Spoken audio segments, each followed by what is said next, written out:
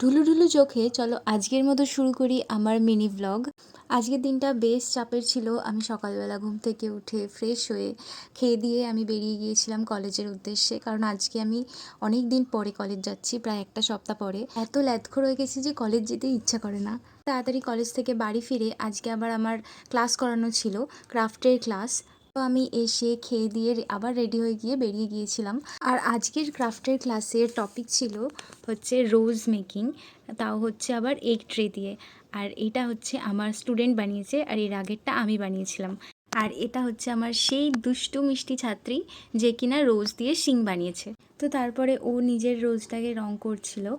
তো আমি একটা রোজের কালার আমি ওকে দেখিয়ে দিয়েছিলাম, আর এই হচ্ছে আউটকামটা এসেছিল। আর একটা কালার ও করেছে, যেটার আমি ভিডিও করতে ভুলে গেছি। ক্লাস করিয়ে বাড়ি ফেরার পথে দেখি ভীষণ বৃষ্টি এসে গেছে। তো আমি তাই বসে বসে ভাবছিলাম যে কখন আমি বাড়ি যাব, আমি একটু ঘুমাবো। এই ওয়েদারে ঘুমোতে যে কি ভালো লাগে, আহা। বাড়ি পৌঁছাতে পৌঁছাতে বেশ ভালো জোরে বৃষ্টি এসে গেছিলো। তো তাড়াতাড়ি করে বাড়ি গিয়ে আমি আগে ফ্রেশ হয়ে চা খেয়েছি, ভীষণ জোরে খিদে পেয়ে গেছিলো। আজকের জন্য টাটা।